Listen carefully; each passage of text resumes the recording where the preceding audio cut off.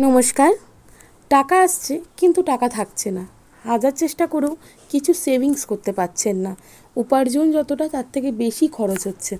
এরকম যদি বারবার হয়ে থাকে তাহলে এই ছোট্ট প্রতিকারটা যে কোনো বৃহস্পতিবার করতে পারেন। যেটা করতে হবে সেটা হচ্ছে একটা ছোট সোনালি রঙের কাপড় নেবেন এবং তাতে কিছুটা হলুদ সর্ষে আর এক মুঠো আতপ চাল অবশ্যই দেখে নেবেন সেই আতপ চালের ভিতরে যেন কোনো রকম ভাঙা চাল না থাকে।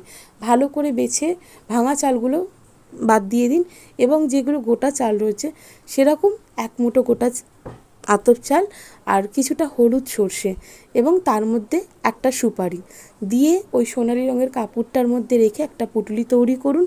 তারপরে যে মন্দিরের কাছে নিয়ে যান, মানে অর্থাৎ ঠাকুরের কাছে রাখুন। পুজো করে সেই পুঁটুলিটি আপনার লকারে তুলে রাখুন। দেখবেন, অর্থাৎ টাকার স্থানে তুলে রাখুন। দেখবেন টাকা স্থির হবে।